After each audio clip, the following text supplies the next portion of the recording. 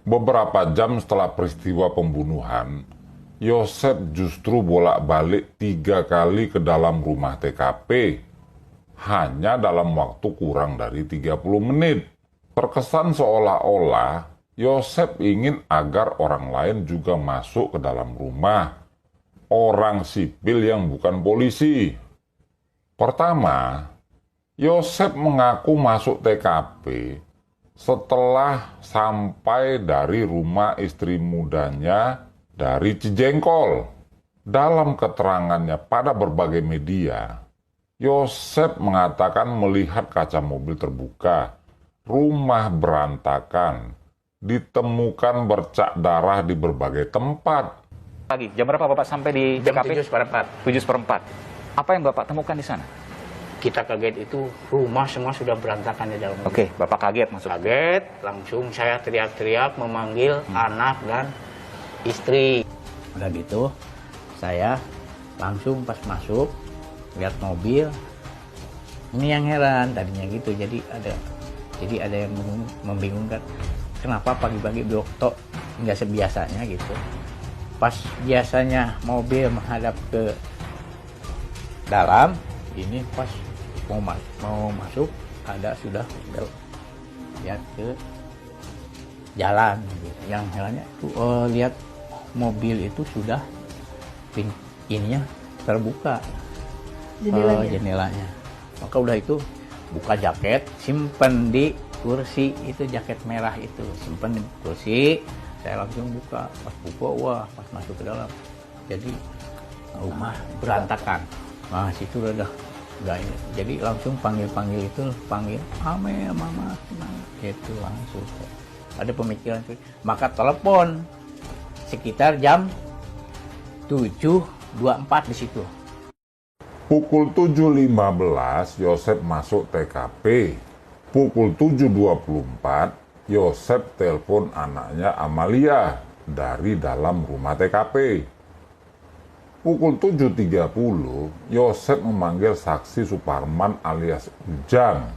Dari keterangan ini, jelas Yosep berada di dalam TKP selama 15 menit. Waktu yang sangat panjang untuk kasus yang luar biasa besar, yaitu pembunuhan berencana. Mengapa Yosep lama sekali di dalam TKP, sementara dia mengatakan panik?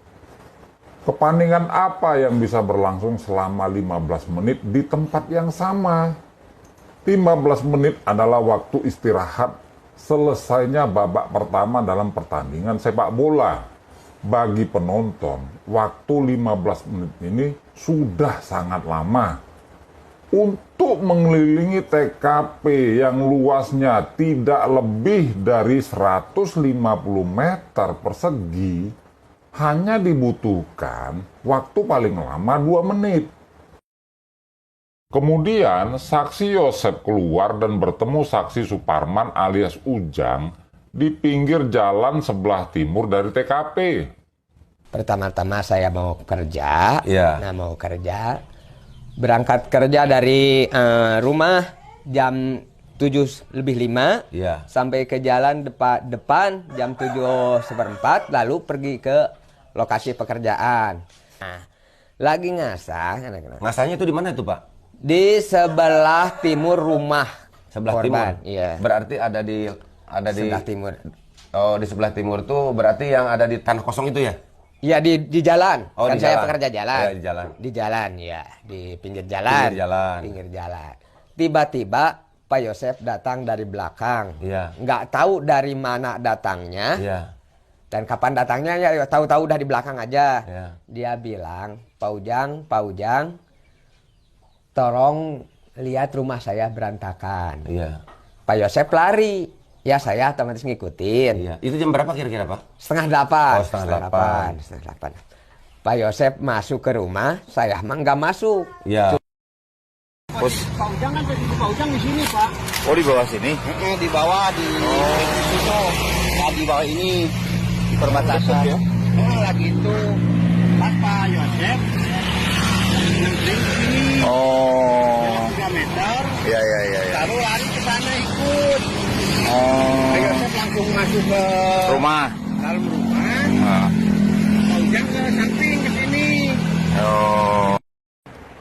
Inilah lokasi Ujang saat mengasah parang. Ujang saya gambarkan berupa bintang berwarna kuning. Di saat yang sama, Yosep berada di dalam rumah TKP selama 15 menit. Selanjutnya Yosep menghampiri Ujang pada pukul 7.30. Perjalanan Yosep menuju Ujang saya gambarkan melalui garis bebas berwarna hitam. Yosep kemudian meminta Suparman alias Ujang untuk melihat rumah TKP yang kata Yosep berantakan. Lagi-lagi dalam kesempatan ini, Yosep masuk kembali ke dalam rumah. Namun Ujang, mungkin karena berhati-hati, tidak ikut masuk ke dalam rumah. Pertanyaannya, apa pentingnya Ujang dipanggil Yosep ke dalam rumah? Sedangkan Yosep pada saat itu menduga istri dan anaknya diculik. Bukankah pelaporan ke polisi jauh lebih produktif dibanding memanggil saksi Ujang? Ketiga, setelah pertemuan dengan Ujang dan Yosep memasuki rumah TKP, selanjutnya setelah itu Yosep mengaku menuju Polsek Jalan Caga. Tapi sebelumnya ia mampir dulu di rumah orang tua Danu untuk memberitahukan bahwa istrinya Tuti dan anaknya Amel diculik. Danu kemudian diutus keluarganya ke lokasi TKP karena korban adalah adik kandung dan keponakan dari orang tua Danu. Tapi saat Danu tiba di TKP, lagi-lagi Yosep sudah berada di dalam rumah TKP. Nah, sebelum ke polsek, Bapak bila cara dibelangin dulu ke mamah angkatnya Danu ke sana. Saya ngomong, wah, itu di sana jika penculikan. Penculikan. Penculikan. Bapak sampaikan ke Waidanya. Waida ini siapa? Ya, korban. Kakak korban, kakaknya Ibu Tuti. Ya. Lalu kemudian Bapak dari situ ke polsek. Ke polsek. Suruh kesananya sama siapa? Sama Ya. Pak Yosep. Kalau Pak Yosep posisinya ke rumah juga udah pakai jaket gitu, yang itunya, yang pas ke rumah itu pakai jaket, bilangnya gitu. Posisinya ke arah kulon, posisinya ke arah kulon itu posisinya. Terus setelah Danu nyusul waktu itu, tapi Danu ada di rumah TKP sama ayah Pak Yosep gitu. Maksudnya udah ada berapa warga gitu waktu itu. Selanjutnya Danu ikut masuk ke dalam rumah TKP dan tepat berada di belakang Yosep. Padahal keterangan Yosep, dia ke rumah orang tua Danu karena searah dengan Polsek Jalan Caga. Namun nyatanya Yosep kembali lagi ke TKP dan masuk ke dalam rumah. Ini berlawanan dengan arah Polsek Jalan Caga. Berikut ini akan saya gambarkan bagaimana rute yang ditempuh Yosep ketika dia mengatakan bahwa dia menuju Polsek Jalan Caga. Ini adalah area Jalan Caga, di mana pada sebelah kiri di lingkaran kuning adalah rumah TKP. Polsek Jalan Caga berada di sebelah kanan yang juga saya beri lingkaran kuning. Polsek Jalan Caga berjarak sekitar 1,3 km dari rumah korban. Rumah Danu berada di antara Polsek dan TKP yang saya lingkari dengan warna kuning di tengah. Yosep setelah pertemuan dengan Ujang kemudian mengatakan akan ke Polsek dengan terlebih dahulu mampir ke rumah Danu. Di peta ini saya tampilkan garis merah lurus, yaitu rute perjalanan Yosep dari TKP ke rumah Danu. Setelah memberitahu Ibu Danu atau Waida, seperti keterangan yang diberikan olehnya, seharusnya Yosep langsung menuju ke Polsek. Jalur Yosep jika langsung melapor, saya kasih garis lurus kuning. Setelah bicara ke Waida, muncul keanehan luar biasa dari Yosep. Bukannya ke Polsek, Tapi yang bersangkutan justru kembali lagi ke rumah TKP. Pada map ini, rute kembali Yosep ke TKP saya beri tanda garis kuning.